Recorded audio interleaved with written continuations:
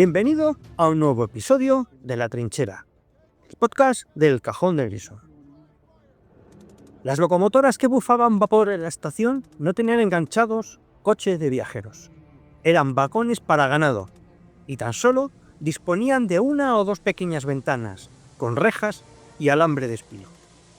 Con el portón cerrado, por aquellos diminutos ventanucos apenas pasaba una pizca de aire y algo de luz. Aquellos vagones no llevaban ganado, llevaban seres humanos.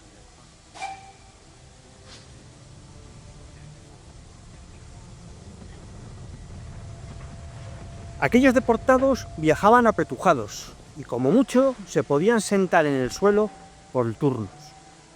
El viaje era un suplicio inhumano lleno de humillaciones, como tener que hacer las necesidades en un viejo cubo a la vista del resto. Cuando éste se llenaba, se desbordaba manchando todo el suelo del vagón y desprendiendo un olor nauseabundo. Según el viaje transcurría, este se volvía eterno y los muertos compartían el escaso espacio con los que aún quedaban con vida.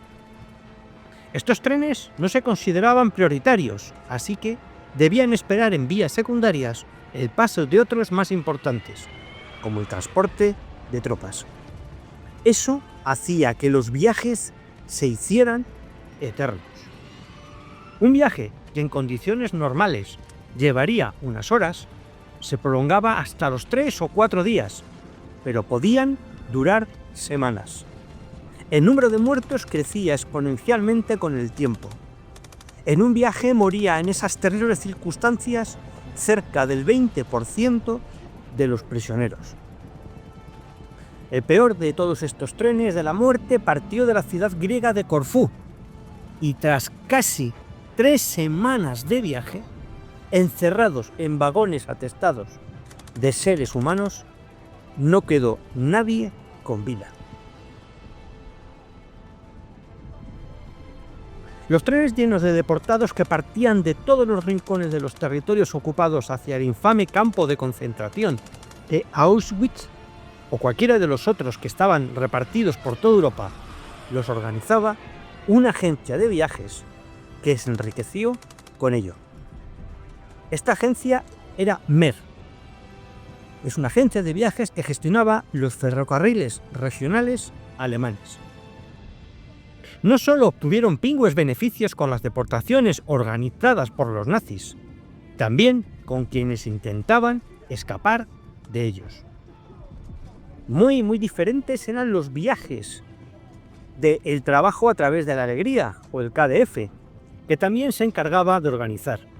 Para 1937, MER había gestionado las vacaciones de unos 150.000 viajeros, y fue pionera en incluir paquetes turísticos aéreos en sus programas de viajes, aunque fue algo limitado. La falta de moralidad del régimen nazi hizo que se aprovechara al máximo la deportación y aniquilación de los judíos y de todos lo que ellos consideraban indeseables.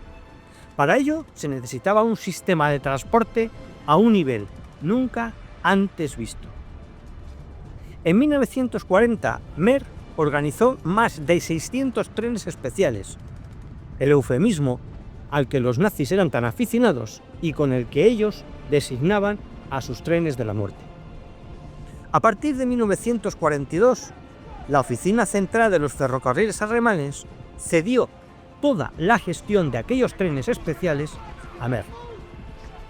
Además de ser expulsados de sus casas y despojados de sus posesiones y su dignidad, el coste del transporte lo pagaban los mismos prisioneros, a los que en muchísimos casos se les hacía pagar sus billetes. Aquellos billetes eran normalmente de ida y vuelta, cuando en realidad la idea es que fueran solo de ida. En un ejemplo más de crueldad, con ellos hacía creer a los deportados que su situación era algo temporal. El precio del billete para los adultos y los niños de más de 10 años era de 4 pfennigs por kilómetro, y los niños más pequeños pagaban la mitad. Era como pagar un billete de tercera clase, cuando era infinitamente peor que el transporte de ganado. Otra de las perversas crueldades de los nazis era colocar carteles que aumentaban la fantasía de un viaje del que iban a regresar, pero que ciertamente muchos no pudieron realizar. Merck solo en 1943 logró unos beneficios de 343 invadida por los millones de nazis, Reichsmark. GVB con las colaboró deportaciones. transportando en Solo es tranvías cuestión de hacer a cuentas para decenas saber de miles los de tremendos judíos, beneficios entre que ellos, obtuvo por ejemplo, en los años del la Holocausto. más que conocida Ana Frank. Finalizada la guerra, la población alemana Todos decía estos los judíos nazis fueron enviados desconocer a campos de las concentración. deportaciones y los asesinatos Pero masivos. además, la empresa tan intentó solo cobrar en los lo que se le ferrocarriles debía alemanes por aquellos unos viajes 200.000 de que sus ascendían trabajadores a unos estuvieron 48.000 relacionados billetes con e el intentó Holocausto, cobrar incluso y muchos ya de en ellos llegaron a obtener 1947, bonificaciones 2 especiales. años después de haber finalizado la guerra. Finalizada la guerra, los aliados expropiaron todas las representaciones y sucursales en el extranjero de Merck y luego posteriormente las alemanas. Y la empresa pasó a llamarse Agencia de Viajes Alemana, Oder, y le quitaron la exclusividad de la venta de billetes del ferrocarril alemán, al igual que limitaron su capacidad de expansión de negocio. Pero Merck no fue la única que se benefició de las deportaciones. GVB, la empresa pública de transportes de Ámsterdam, que hoy gestiona el tranvía, los autobuses, el metro y los ferries de la ciudad, ya existía cuando comenzó la Segunda Guerra Mundial. En las facturas que expidió GVB aparecen claramente las fechas, las horas, los trayectos en tranvía y los puntos de partida y llegada de los viajes. La Gestapo pagaba 10 florines por cada tranvía y 12,50 si este viaje se hacía por la noche. La GVB expedía facturas mensuales, pero en torno a unas 23 se quedaron sin cobrar cuando en mayo de 1945 Holanda fue liberada por los aliados.